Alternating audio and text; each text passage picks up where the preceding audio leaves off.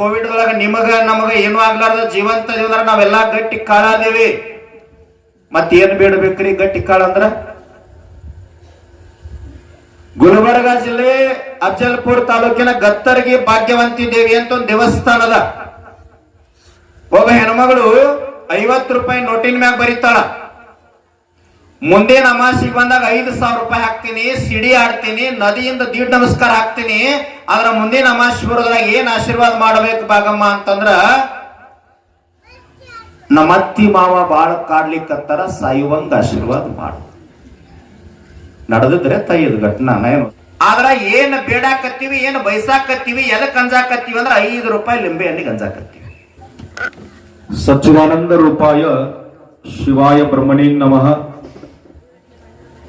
ತ್ರಿಕಾಲ ವಂದ್ಯರು ಪೂಜ್ಯರಾದ ನನ್ನ ಅಂತರಂಗದ ಸದ್ಗುರು ಸುಕ್ಷೇತ್ರ ಇಂಚಿಗೇರಿ ಮಠದ ಸದ್ಗುರುಗಳಾದ ಸದ್ಗುರು ಸಮರ್ಥ ಬಾಬುಸಾಹೇಬ್ ಮಹಾರಾಜರನ್ನ ಹೃದಯ ಮಂದಿರದಲ್ಲಿ ಧ್ಯಾನಿಸಿಕೊಂಡು ಭಕ್ತಿ ಮುಕ್ತಿಯ ಪುಣ್ಯಕ್ಷೇತ್ರವಾಗಿರತಕ್ಕಂತ ಬಾಗಲಕೋಟ್ ಜಿಲ್ಲೆಯ ತೀರ್ದಾ ತಾಲೂಕಿನ ಸಸಾಲಟ್ಟಿ ಮುಗುಳ್ಕೋಳ ಗ್ರಾಮದ ಮುಖವನ ಜಾಲಿ ತೋಟದ ಜಗನ್ಮಾತೆ ಮೂಕಾಂಬಿಕಾ ದೇವಿ ಜಾತ್ರಾ ಮಹೋತ್ಸವದ ಈ ಧರ್ಮಸಭೆಯ ದಿವ್ಯ ಸಾನ್ನಿಧ್ಯ ಉಳಿಸಿಕೊಂಡು ತಮ್ಮೆಲ್ಲರೂ ಕೂಡ ನಿರಂತರವಾಗಿ ಜ್ಞಾನಾಮೃತವನ್ನ ಬೋಧನೆ ಮಾಡ್ತಿರ್ತಕ್ಕಂಥ ಆತ್ಮೀಯ ಪರಂ ಪೂಜ್ಯರು ಸರಳತೆ ಸಾಕಾರ ಮೂರ್ತಿಗಳಾಗಿರ್ತಕ್ಕಂಥ ಶರಣಶ್ರೀ ಗುಂಡಣ್ಣ ಶರಣರು ಸಿದ್ಧಾರೂಢ ಮಠ ಇವರ ದಿವ್ಯ ಚರಣಕ್ಕೆ ನತಮಸ್ತಕನಾಗಿ ಇನ್ನೋರ್ವ ಪೂಜ್ಯರ ದಿವ್ಯ ಚರಣಕ್ಕೂ ಸಂಗೀತ ಬಳಗಕ್ಕೂ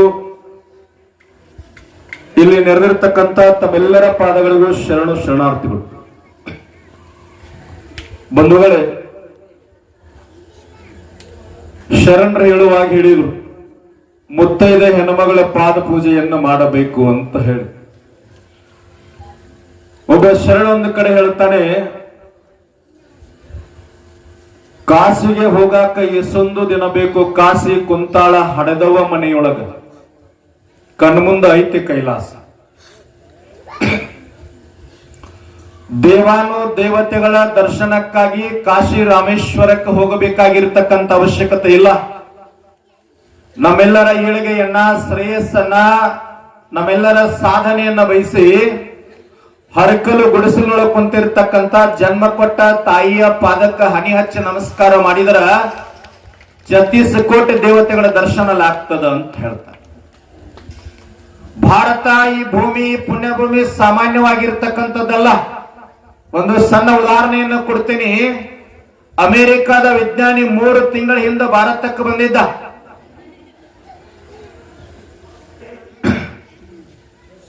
ಭಾರತದ ಭೂಮಿಯೊಳಗೆ ಇಳಿಬೇಕಾದ್ರ ಕಾಲೊಳಗೆ ಹಾಕೊಂಡಿರ್ತಕ್ಕಂಥ ಚಪ್ಪಲಿಯನ್ನು ವಿಮಾನದೊಳಗೆ ಬಿಟ್ಟು ಭಾರತದ ಭೂಮಿಯೊಳಗೆ ಬರಿಗಾಲಿನಿಂದ ಇಳಿತಾನ. ಅವಾಗ ಅವನ ಜೊತೆ ಇರ್ತಕ್ಕಂಥ ವಿಜ್ಞಾನಿಗಳು ಕೇಳ್ತಾರ, ಸರ್, ಜಗತ್ತಿನ ಎಲ್ಲ ದೇಶಗಳನ್ನು ಸುತ್ತ ಹಾಕುವಾಗ, ಸಂಶೋಧನೆ ಮಾಡುವಾಗ, ಅಧ್ಯಯನ ಮಾಡುವಾಗ ಚಪ್ಪಲಿ ಹಾಕೊಂಡ ಸುತ್ತ ಹಾಕಿರಿ, ಅದರ ಭಾರತದ ಭೂಮಿಯೊಳಗೆ ಇಳಿಬೇಕಾದ್ರೆ ಯಾಕೆ ಬರಿಗಾಲಿನಿಂದ ಇಳಿದಿರಿ ಅಂತಂದಾಗ ಶ್ರೇಷ್ಠ ವಿಜ್ಞಾನಿ ಹೇಳ್ತಾನ, ಎಷ್ಟೇ ದೊಡ್ಡ ವ್ಯಕ್ತಿ ಆಗಿರ್ಲಪ್ಪ, ಶ್ರೀಮಂತ ಇರ್ಲಿ, ಜ್ಞಾನಿ ಆಗಿರ್ಲಿ, ಬಹಳ ಅಧಿಕಾರದೊಳಗಿದ್ರು ಸಹಿತ ದೇವ್ರ ಮನೆಯೊಳಗ, ಜಗಲಿ ಮನೆಯೊಳಗೆ ಯಾರು ಚಪ್ಪಲಿ ಹಾಕೊಂಡು ಹೋಗಂಗಿಲ್ಲ. ಭಾರತ ಅಂತಕ್ಕಂಥ ದೇವ್ರ ಮನೆ ಐತಿ, ಜಗಲಿ ಮನೆ ಐತಿ. ನಮ್ಮ ದೇಶಕ್ಕೆ ಬ್ರಿಟಿಷರು ಬಂದಾರ, ಡಚ್ಚರು ಬಂದಾರ, ಫ್ರೆಂಚರು ಬಂದಾರ, ಪೋರ್ಚುಗೀಸರು ಬಂದಾರ, ಆಸ್ತಿ ಒಯ್ದಾರ, ಹಣ ಒಯ್ದಾರ, ಸಾಂಬಾರ ಪದಾರ್ಥ ಒಯ್ದಾರ. ಆದ್ರ ಭಾರತದ ಸಂತ ಮಹಾತ್ಮರಿಗೆ, ಜ್ಞಾನಿಗಳಿಗೆ ಶರಣಾಗತಿಯಾಗಿ ಹೋಗ್ಯಾರ. ಧಾರವಾಡ ಹತ್ರ ಗರಗಂತ ಒಂದು ಊರು ಬರ್ತದ. ಗರಗದ ಮಡಿವಾಳಪ್ಪ ಅಂತೇಳಿ ಬಹಳ ದೊಡ್ಡ ಜ್ಞಾನಿಗಳು. ಮೈ ಮ್ಯಾಗ ಅರಿವಿರ್ತಿರ್ಲಿಲ್ಲ, ವ್ಯವಸ್ಥಿತವಾಗಿ ಯಾವತ್ತಿಗೂ ಜ್ಞಾನಾಸಕ್ತರಾಗಿರ್ತಾ ಇದ್ದ ಪುಣ್ಯಾತ್ಮ. ಬ್ರಿಟಿಷರ ಅಧಿಕಾರಾವಧಿ ಲಂಡನ್ದಿಂದ ಧಾರವಾಡ ಜಿಲ್ಲಾಧಿಕಾರಿ ಹೆಂಡತಿ ಲಂಡನ್ದಿಂದ ಭಾರತಕ್ಕೆ ಬಂದಿದ್ರು. ಅವಾಗ ಜಿಲ್ಲಾಧಿಕಾರಿ ಅಂದ್ರ ಹೆಣ್ಮಗಳ ಗಂಡ ಹೇಳ್ತಾನ, ಇಲ್ಲೇ ಗರಗಂತ ಒಂದು ಹಳ್ಳಿ ಅದ, ಒಬ್ಬರ ಜ್ಞಾನಿಗಳನ್ನ ಹೋಗಿ ದರ್ಶನ ಮಾಡ್ಕೊಂಡು ಬರೋಗಂತ ಹೇಳಿದಾಗ ಅವಾಗ ಮೊಬೈಲ್ ಸಂಪರ್ಕ ಇರಲಿಲ್ಲ. ಯಾರಾದ್ರೂ ಹೋಗಿ ಹೇಳಿದ್ರೆ ಮಾತ್ರ ಸುದ್ದಿ ಮುಟ್ತಾ ಇತ್ತು. ಧಾರವಾಡದಿಂದ ಗರಗಕ್ಕೆ ಹೆಣ್ಮಗಳು ಹೋಗ್ತಾಳ ದರ್ಶನಕ್ಕಾಗಿ. ಅಷ್ಟೊಳಗೆ ಗರಗದ ಮಠದೊಳಗೆ ಮಡಿವಾಳಪ್ಪನವ್ರು ಕುಂತಿರ್ತಾರೆ. ಎದ್ದು ಹೊರಗೆ ಬರ್ತಾರ. ಮಠದ ಬಾಗಿಲೊಳಗೊಬ್ಬ ಶಿಷ್ಯ ಎಲಿ ಸುಣ್ಣ ತಂಬಾಕ್ ತಿನ್ಕೊಂತ ಕುಂತಿರ್ತಾನ. ಅವಾಗ ಮಡಿವಳಪ್ಪನವ್ರು ಎಲಿ ಸುಣ್ಣ ತಂಬಾಕ್ ನಾನ್ ಹಚ್ಕೊಡ್ತೀನಪ್ಪ ತಿನ್ನ ಇವತ್ತು. ಆದ್ರ ಬಾಯೊಳಗೆ ಏನ್ ರಸ ಬರ್ತದಲ್ಲ ಅದನ್ನ ಎಲ್ಲಿ ಉಗಳಂತೀನಿ, ಯಾರ ಮುಖದ ಮೇಲೆ ಉಗಳಂತೀನಿ ಅಲ್ಲಿ ಉಗಳಬೇಕು ಅಂದ್ರು. ಹುಣ್ರಿ ಅಪ್ಪ ಅಂದ ಶಿಷ್ಯ. ಅಷ್ಟೊಳಗ ಜಿಲ್ಲಾಧಿಕಾರಿ ಹೆಂಡತಿ ಮಠದ ಬಾಗಿಲೊಳಗೆ ಬಂದು ನಿಂದಿರ್ತಾಳ. ಆ ಹೆಣ್ಮಗಳು ಬಂದಳಲ್ಲ ಆಕಿ ಮುಖದ ಮ್ಯಾಗ ಉಗುಳಿ ಬಿಡು ಅಂದ್ರು. ಅವಾಗ ಶಿಷ್ಯ ಅಂದ, ಯಪ್ಪ ಬ್ರಿಟಿಷರ ಅಧಿಕಾರ ಅವಧಿ ಜಿಲ್ಲಾಧಿಕಾರಿ ಹೆಂಡತಿ, ನಾನು ಉಗುಳಿದ್ದಾದ್ರೆ ನಿಮ್ಮನ್ನ ನನ್ನ ಕುರಿ ಅರೆಸ್ಟ್ ಮಾಡ್ತಾರ್ರಿ ಎತ್ತರ ಅಂತಂದಾಗ ಗರಗದ ಮಡಿವಳಪ್ಪನವ್ರು ಹೇಳ್ತಾರ, ಸದ್ಗುರು ವಾಕ್ಯ ಪರಿಪಾಲನಾ ಶಿಷ್ಯಾಂಚ ಮುಖ್ಯ ಲಕ್ಷಣ. ಗುರು ಹೇಳಿದ ಮಾತು ನಡೆಸುದಷ್ಟ ನಿನ್ನ ಕಾಯ್ಕಾದ ಉಗುಳಿ ಬಿಡಂತಂದಿದ್ರು. ಶಿಷ್ಯ ಉಗುಳಿ ಬಿಟ್ಟಿದ್ದ. ಜಿಲ್ಲಾಧಿಕಾರಿ ಹೆಂಡತಿ ಬೈಕೊಂತ ಹೋಗ್ತಾರ. ಧಾರವಾಡದ ಗರಗದ ಮಡಿವಳಪ್ಪ ಜ್ಞಾನಿ ಅಲ್ಲ, ಸಂತಲ್ಲ, ಡಾಂಬಿಕದಾನ, ಸುಳ್ಳದಾನ ಅಂತೇಳಿ ಬೈಕೊಂತ ಧಾರವಾಡಕ್ಕೆ ಹೋಗ್ತಾಳ. ತನ್ನ ಗಂಡನಿಗೆ ಹೇಳ್ತಾಳ, ಗರಗದ ಮಡಿವಳಪ್ಪ ಮತ್ತು ಆತನ ಶಿಷ್ಯ ನನ್ನ ಇಬ್ಬರನ್ನು ಅರೆಸ್ಟ್ ಮಾಡದೆ ಇದ್ರ ನನ್ನ ದೇಶಕ್ಕೆ ನಾನು ವಾಪಸ್ ಹೋಗ್ತೀನಿ ಅಂತ. ಗಂಡ ಜಿಲ್ಲಾಧಿಕಾರಿ ಸಿಟ್ಟಿನೊಳಗೆ ನೋಡೋದಿಲ್ಲ, ಸೂಕ್ಷ್ಮತೆಯಿಂದ ನೋಡಿದ್ದ ಅರಿವಾಗಿತ್ತು, ಗೊತ್ತಾಗಿತ್ತು. ಹೆಂಡತಿ ರಟ್ಟಿ ಹಿಡ್ಕೊಂಡು ಕರ್ಕೊಂಡು ಕನ್ನಡಿ ಮುಂದೆ ನಿಲ್ಲಿಸ್ತಾನ. ನೋಡು, ಜಗತ್ತಿನ ಎಲ್ಲ ದವಾಖಾನಿಗಳಿಗೆ ತೋರಿಸಿ ಅಂಗಾಲದಿಂದ ನೆತ್ತಿ ಮಟ್ಟ ತೊನ್ನರೋಗಿತ್ತು. ಜಗತ್ತಿನ ಯಾವ ದವಾಖಾನಿ ಒಳಗೂ ವಾಸಿಯಾಗಿಲ್ಲ. ಭಾರತದ ಒಬ್ಬ ಸಂತ ಗರಗದ ಮಡಿವಾಳಪ್ಪ ತನ್ನ ಶಿಷ್ಯನ ಬಾಯೊಳಗೆ ಎಲಿ ತಿನಿಸಿ ಉಗುಳಿಸನಲ್ಲ, ಇಡೀ ರೋಗ ವಾಸಿಯಾಗಿತ್ತು. ಇದು ಭಾರತದ ಅಧ್ಯಾತ್ಮ ಅಂತ ಹೇಳಿದ. ಕಾಯಿ ಹೊಡಿಲಿಲ್ಲ, ಕರ್ಪೂರ ಹಚ್ಚಲಿಲ್ಲ, ಉದ್ಬತ್ತಿ ಬೆಳೆಸಲಿಲ್ಲ, ಮಂತ್ರ ಹೇಳಲಿಲ್ಲ. ತ್ರಿಕಾಲ ಲಿಂಗ ಪೂಜಾ ನಿಷ್ಠರಾಗಿರ್ತಕ್ಕಂಥ ತ್ರಿಕಾಲ ಜ್ಞಾನಿ, ಮೂರು ಲೋಕದ ಒಡೆಯನಾಗಿರ್ತಕ್ಕಂಥ ಗರಗದ ಮಡಿವಾಳಪ್ಪ ತನ್ನ ಶಿಷ್ಯನ ಬಾಯೊಳಗೆ ಎಲಿ ತಿನಿಸುಗೊಳಿಸಿದ್ರೆ ರೋಗ ವಾಸಿ ಆಗ್ತದ ಅಂದ್ರ ಈ ಮಣ್ಣಿನೊಳಗೆ ಎಷ್ಟು ತಾಕತ್ತಿರಬೇಕು. ಮೂಕಾಂಬಿಕಾ ದೇವಿ ಆರಾಧನೆಯನ್ನ ಮಾಡುತ್ತೀರಿ. ಚಿದಾನಂದ ಅವಧೂತರಂತಾಗಿ ಹೋದ್ರು. ಒಬ್ರು ಯಾರೋ ಕೇಳಿದ್ರು, ಯಪ್ಪ ಚಿದಾನಂದ ಅವಧೂತರ ಗ್ರಂಥ ಬರೆದಿರಿ, ನೀವ ಬರೆದ ಜ್ಞಾನ ಏನ್ರಿ ಅಂತಂದಾಗ ಅವ್ರು ಹೇಳ್ತಾರ, ಶುದ್ಧ ಬುದ್ಧ ವಸ್ತುವೆನಿಸುವ ಸಿದ್ಧ ಪರ್ವತದಲ್ಲಿ ನಿಂತಿರುತ್ತಿದ್ದ ಬಹಳ ಮುಖ್ಯ ಸಾಕ್ಷಾತ್ಕಾರ ತಾನಾಗಿ ಅಂತ ಹೇಳ್ತಾರೆ. ನಾನು ಗ್ರಂಥ ಬರೆದಿಲ್ಲ, ದೇವಿ ಸಾಕ್ಷಾತ್ಕಾರ ಆಗಿ ದೇವಿ ಪ್ರತ್ಯಕ್ಷ ಆಗಿ ಏನ್ ಹೇಳ ಅದನ್ನ ನಾ ಬರೆದೀನಿ. ಅದು ನನ್ನ ಜ್ಞಾನ ಅಲ್ಲ, ದೇವಿ ಜ್ಞಾನ ಅಂತ ಹೇಳ್ತಾರ ಅವ್ರು. ಮತ್ ದೇವಿನ ಕಂಡೀರೇನ್ರಿ ಅಂತಂದಾಗ ಅವ್ರು ಹೇಳ್ತಾರ, ಕಂಡೆ ಕಂಡೆ ನಾ ಶಾಕಾಂಬರಿಯ ಕಂಡೆ ಕಂಡೆ ನಾ ನೆಗಿ ಕಿಚ್ಚವ ಕಂಡೆ ಅಂತ. ಯಾವ ರೂಪದೊಳಗೆ ದೇವಿ ಕಂಡಿ ಅಂತಂದಾಗ ನೆಗಿ ಕಿಚ್ಚು ಕಂಡೀನಿ, ಶಾಕಾಂಬರಿಯನ್ನ ಕಂಡೀನಿ, ರೂಪದೊಳಗೆ ಕಂಡೀನಿ ಅಂತೇಳಿ ಚಿದಾನಂದ ಅವಧೂತರು ಹೇಳ್ತಾರಂದ್ರ ದೇವಿ ರೂಪ ಹೆಂಗಿರ್ಬೇಕು. ಭಕ್ತಿ ಅನ್ನೋದು ಬಹಳ ಮುಖ್ಯದ. ಗುಡ್ಡಾಪುರ ದಾನಮ್ಮ ಹೆಸರು ತಾವೆಲ್ಲ ಕೇಳಿರಿ. ದೇವಿ ಪವಾಡ ಪುರುಷಳಾಗಿದ್ದಳು. ಅಲ್ಲೆಲ್ಲಿ ಪವಾಡ ನಡೀತಾ ಇತ್ತು, ಜನ ಕಾಡಬೇಕಂತೇಳಿ ಬಿಜಾಪುರ ಜಿಲ್ಲೆ ಒಂದು ಹಳ್ಳಿ ಕರೆಸ್ತಾರೆ ಗುಡ್ಡಾಪುರ ದಾನಮ್ಮ ದೇವಿಯನ್ನ. ದೇವಿ ಸುಳ್ಳದಾಳ, ಶಕ್ತಿ ಇಲ್ಲ, ಡಾಂಬಿಕದಳಂತೆ ಕಾಡಬೇಕಂತೇಳಿ ಒಂದು ಹಳ್ಳಿ ಕರೆಸಿ ಏನ್ ಮಾಡ್ತಾರಂದ್ರ ಮುಂದೊಂದು ದೇವರ ಭಾವಚಿತ್ರ, ಗುರುವಿನ ಭಾವಚಿತ್ರ ಇಡ್ತಾರ.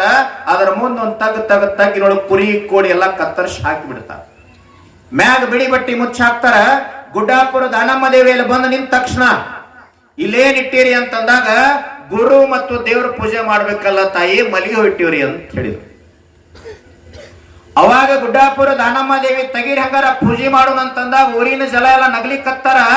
ಗುಡ್ಡಾಪುರ ದಾನಮ್ಮ ಸುಳ್ಳದಾಳ, ಡಾಂಬಿಕದಾಳ, ಶಕ್ತಿಹೀನದಾಳ ಅಂತ ಹೇಳಿ 4 ಜನ ನಕ್ಕೊಂತ ಮಾಂಸ ಕಂಡದೊಳಗೆ ಕೈ ಹಾಕ್ತಾರ. ಆ 4 ಜನರ ಕೈಯಾಗ ಮಾಂಸ ಕಂಡಾಗಿರ್ತದ. ಜಗನ್ಮಾತೆ ಗುಡ್ಡಾಪುರ ದಾನಮ್ಮ ದೇವಿ ಕೈಯಾಗ ಬಂದಾಗ ಮಾಂಸ ಎಲ್ಲ ಮಲಗಿವಾಗಿ ಪರಿವರ್ತನೆ ಆಗ್ತದೆ. ದಾನಮ್ಮ ದೇವಿ ತಾಕತ್ತಿ. ಅದಕ್ಕೆ ಬಸವಣ್ಣ ಹೇಳೋಣ, ವೇದ ಪ್ರಿಯ ಶಿವನೆಂಬೂರು ವೇದ ಪ್ರಿಯ ಶಿವನಲ್ಲವಯ್ಯ, ನಾದ ಪ್ರಿಯ ಶಿವನೆಂಬೂರು ನಾದ ಪ್ರಿಯ ಶಿವನಲ್ಲವಯ್ಯ. ವೇದವ ನೋದಿದ ಬ್ರಹ್ಮನ ಸಿರ ಹೋಗಿತ್, ನಾದವ ಮಾಡಿದ ರಾವಣಂಗೆ ಅರೆವಿಶ್ವವಾಗಿತ್. ವೇದ ಪ್ರಿಯನಲ್ಲ, ನಾದ ಪ್ರಿಯನಲ್ಲ, ಭಕ್ತಿ ಪ್ರಿಯ ನಮ್ಮ ಕೂಡಲ ಸಂಗಮ ದೇವ ಅಂತ ಬಸವಣ್ಣ.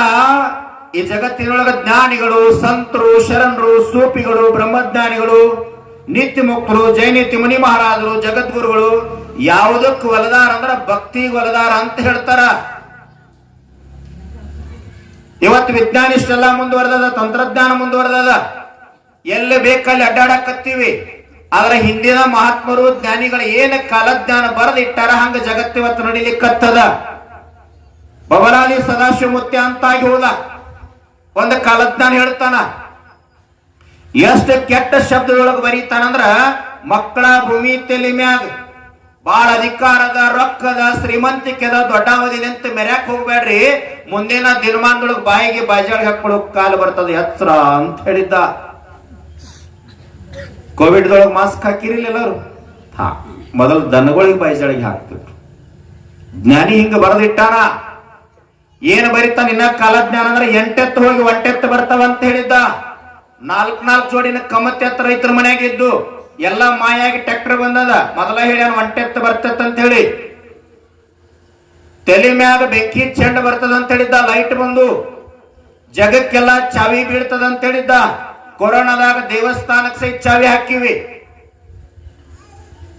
ಇನ್ನೊಂದು ಕಾಲಜ್ಞಾನ ಹೇಳ್ತಾನ, ಉಳುವಿ ಚನ್ನಬಸವಣ್ಣ ಶಟಸ್ಥಲ ಜ್ಞಾನಿ. ಉಳುವಿಯ ಚೆನ್ನನು ಕಲಿಯುಗದೊಳಗೆ ಹುಟ್ಟಿ ಬರುವಾಗ ಜೊಟ್ಟೆಲ್ಲ ಹಾರಿ ಹೋಗಿ ಗಟ್ಟಿ ಕಾಳಷ್ಟ ಹೊಡಿತಾವಂತ ಹೇಳ್ಯಾನ. ಮತ್ತು ಮೂಕಾಂಬಿಕಾ ದೇವಿ ಆಶೀರ್ವಾದದಿಂದ ಕೋವಿಡ್ ಒಳಗ ನಮಗ ಏನು ಆಗ್ಲಾರ್ದ ಜೀವಂತ ದೇವ್ರ ನಾವೆಲ್ಲಾ ಗಟ್ಟಿ ಕಾಳಾದೇವಿ. ಮತ್ತೇನು ಬೇಡಬೇಕ್ರಿ ಗಟ್ಟಿ ಕಾಳ ಅಂದ್ರ? ಗುಲ್ಬರ್ಗ ಜಿಲ್ಲೆ ಅಫಜಲ್ಪುರ್ ತಾಲೂಕಿನ ಗತ್ತರ್ಗಿ ಭಾಗ್ಯವಂತಿ ದೇವಿ ಅಂತ ಒಂದು ದೇವಸ್ಥಾನ ಅದ. ಒಬ್ಬ ಹೆಣ್ಮಗಳು 50 ರೂಪಾಯಿ ನೋಟಿನ ಮ್ಯಾಗ ಬರೀತಾಳ, ಮುಂದಿನ ಅಮಾಸಿಗೆ ಬಂದಾಗ 5,000 ರೂಪಾಯಿ ಹಾಕ್ತೀನಿ, ಸಿಡಿ ಆಡ್ತೀನಿ, ನದಿಯಿಂದ ದೀಡ್ ನಮಸ್ಕಾರ ಹಾಕ್ತೀನಿ, ಆದ್ರ ಮುಂದಿನ ಅಮಾಸಿ ಬರೋದ್ರಾಗ ಏನ್ ಆಶೀರ್ವಾದ ಮಾಡಬೇಕು ಭಾಗಮ್ಮ ಅಂತಂದ್ರ, ನಮ್ಮ ಅತ್ತಿ ಮಾವ ಬಾಳ ಕಾಡ್ಲಿಕ್ಕತ್ತಾರ, ಸಾಯುವಂಗ ಆಶೀರ್ವಾದ ಮಾಡು. ನಡೆದಿದ್ರೆ ತಾಯಿದ ಘಟನಾ, ನಾ ಏನು ಹೊಸದ್ ಹೇಳಾಕತ್ತಿಲ್ಲ. ಅತ್ತಿ ಮಾವನ ಕೊಂದೆಲ್ಲಿ ಹೋಗುದರಿ? ಆವಿಷ್ಯ ಎಷ್ಟದ ನಮ್ಮದು? ಆವಿಷ್ಯ 10 10 100, ನಿದ್ರೆಗೆ ಹೋಗ್ಯಾವು 50, ಪ್ರಾಯಕ್ಕೆ 20, ಪ್ರಾಯದಲ್ಲಿ ಮಾಡಿದ ಗಾಯಕ್ಕೆ 30. ಅತಿಥಿಯಾಗಿ ಬಂದೀವಿ, ಅತಿಥಿಯಾಗಿರ್ಬೇಕು, ಅತಿಥಿಯಾಗಿ ಹೋಗ್ಬೇಕು. ಒಂದು ಸಣ್ಣ ಉದಾಹರಣೆ ಕೊಡ್ತೀನಿ ನಾನು. ಬಹಳ ಇತಿಹಾಸ ಪುರಾಣ ಹೇಳೋದಿಲ್ಲ, ಶಾಸ್ತ್ರ ಎಲ್ಲ ನೀವು ಕೇಳಿರಿ. ಈಗ ನಿಮ್ ಊರಿಗೆ ಕರ್ಸಿರಿ, ಈಗ ಗುಂಡಣ್ಣ ಶರಣರು ನಿಮ್ ಊರಿಗೆ ಕರ್ಸಿರಿ, ಇಲ್ಲಿ ಮಲಗಾವಿ ಅಂತ ಯಾರು ಅಡ್ರೆಸ್ ಹೇಳಿದ್ರಲ್ಲ, ಬಹಳ ದೊಡ್ಡ ಮನಿ ಕಟ್ಟ್ಯಾರ ಅಂತ ತಿಳ್ಕೋರಿ. ಗುಂಡಣ್ಣ ಶರಣರು ಮನಿ ಪೂಜೆ ಮಾಡ್ಲಿಕ್ಕೆ ಬರ್ತಾರ. ಪೂಜೆ ಮಾಡುವಾಗ ಏನಂತಾರ, ಮಲಗಾವಿಯವ್ರು ಬಹಳ ಚಂದ ಮನಿ ಕಟ್ಟಿರಿ, ಬಹಳ ದೊಡ್ಡದ್ ಕಟ್ಟಿರಿ, ಬಹಳ ಚಲೋ ಆತ್ರಿ ಅಂತ ಗುಂಡಣ್ಣ ಶರಣರು ಅಂತಾರ. ಮಲಗಾವಿಯವ್ರು ಏನಂತಾರ, ಯಪ್ಪ ನಮ್ಮದೇನಿಲ್ರಿ, ಎಲ್ಲಾ ನಿಮ್ಮದ, ನಿಮ್ಮ ಆಶೀರ್ವಾದ ಅಂತ ಅವ್ರಂತಾರ. ಮತ್ ಹಂಗಂದರ್ ಬಾ ಅಂತೇಳಿ ಗುಂಡಣ್ಣ ಶರಣರ ಮಲಗಾವಿಯವ್ರಿಗೆ ತಗೋರಿ ಹಂಗಾರ ಪೆನ್ ಪೇಪರ್ ಸೈ ಮಾಡಂದ್ರ ಕರ್ಶಾರ ಮತ್ತೊಂದು ಅಪ್ಪುಗಳು ಶಾಸ್ತ್ರದಿಂದ ಮುಗಿತೈತ್ರಿ, ಗಾಡಿಯಲ್ಲಿ ಎಚ್ಚರತ್ ಕೇಳ್ತಾರ. ಬಿದ್ದು ಹೋಗುವ ಶರೀರ, ಎದ್ದು ಹೋಗುವ ಶರೀರ, ಮಣ್ಣಲ್ಲಿ ಮಣ್ಣಾಗಿ ಹೋಗುವ ಶರೀರ, ಮಣ್ಣಿನೊಳಗೆ ಸೋರಿ ಹೋಗುವ ಶರೀರ, ಯಾವುದು ಶಾಶ್ವತ ಅಲ್ಲ. ನಮ್ಮನ್ನ ಏನ್ ಹೆದರ್ಸ್ಕೊಳಕತ್ತಿದಾರ, ಭಗವಂತ ಮೂಕಾಂಬಿಕಾ ಇಷ್ಟು ಶರೀರ ದಪ್ಪ ಕೊಟ್ಟಾನ, ಶಕ್ತಿ ಕೊಟ್ಟಾನ, ಕೋವಿಡ್ದೊಳಗೂ ಬದುಕಿ ಕೊಡದೇವಿ. ಆದ್ರ ಏನ್ ಬೇಡಾಕತ್ತೀವಿ, ಏನ್ ಬಯಸಾಕತ್ತೀವಿ, ಎದಕ್ ಅಂಜಾಕತ್ತೀವಿ ಅಂದ್ರೆ 5 ರೂಪಾಯಿ ಲಿಂಬೆ ಹಣ್ಣಿಗೆ ಅಂಜಾಕತ್ತೀವಿ. ಮೊನ್ನೆ ಶರಣರ ಒಂದು ಊರಿಗೆ ಪುರಾಣಕ್ಕೆ ಹೋಗಿನಿ. ಪುರಾಣದಾಗದಾರ 200 ಮಂದಿ. ಆ ಪುರಾಣದ ಊಟಕ್ಕೆ ಹಾಕಬೇಕಲ್ಲ, ಒಂದ್ 100 ಲಿಂಬೆಹಣ್ಣು ಕೊಳೆ ಬಿದ್ದಾವ. ಸಣ್ಣ ಹುಡುಗನಿಗೆ ಅಂಗಡಿ ಕಳಿಸ್ಯಾರ. ಅವ ಲಿಂಬೆಹಣ್ಣು ತಗೊಂಡ್ ಬರುವಾಗ ಪುರಾಣ ಮಾಡೋ ವೇದಿಕೆ ಬಾಜು ಬಾಳ ದೊಡ್ಡ ಗೌಡ್ರ ಮನಿ ಅದು. ಕ್ಯಾರಿ ಬ್ಯಾಗ್ ಹರಿದ ಅವ್ರ ಮನಿ ಮುಂದೆ ಕರಮ್ದ ಎಷ್ಟು ಲಿಂಬೆಕಾಯಿ ಬಿಡ್ಬೇಕ್ರಿ, 11 ಬಿದ್ದಾವು. ಅವ ಬಂದ್ ಅಡಿಗೆ ಮಾಡಾಕತ್ತೇನೆ, ಈ ಕಡೆ ಊಟ ಚಲೋ ಅದ. ಗೌಡ್ರ ಮನಿ ಮುಂದೆ 2,000 ಮಂದಿ ಸೇರ್ಯಾರ. ಎದಕ್ರಿ? ಲಿಂಬೆಹಣ್ಣು ಬಿದ್ದದು. ನಾ ಏನಾಗ್ಯದ ಅಂತ ಹೋಗಿ ಕೇಳಿದ್ರೆ ಮಾಡ್ಸ್ಯಾರ. ಲಿಂಬೆಹಣ್ಣಿಂದ ಮಾಡಿಸ್ಲಿಕ್ಕೆ ಸಾಧ್ಯದ ಏನ್ರಿ? ಲಿಂಬೆಹಣ್ಣು ಕೊಟ್ರೆ ಶರಬತ್ ಮಾಡಿ ಆರಾಮ್ ಕುಡಿಬಹುದು. ಕೋವಿಡ್ದೊಳಗೂ ನಾವು ಉಳಿದೇವಿ ಅಂತಂದ್ರ ಭಗವಂತನ ಕೃಪಾ ಐತಂದ್ರ, ಅವನ ಆಶೀರ್ವಾದ ಐತಂದ್ರ ನಿಮ್ಮಿಂದ ನಾಡಿಗೆ ಒಂದ್ ಏನೋ ಸೇವಾ ಆಗುದದ, ಸೇವಾ ಆಗುದದ ಅಂತೇಳಿ ಅತ್ತಿ ಮಾವ ಸಾಯ್ಲಿ ಅಂತ ಬೇಡುದಲ್ಲ.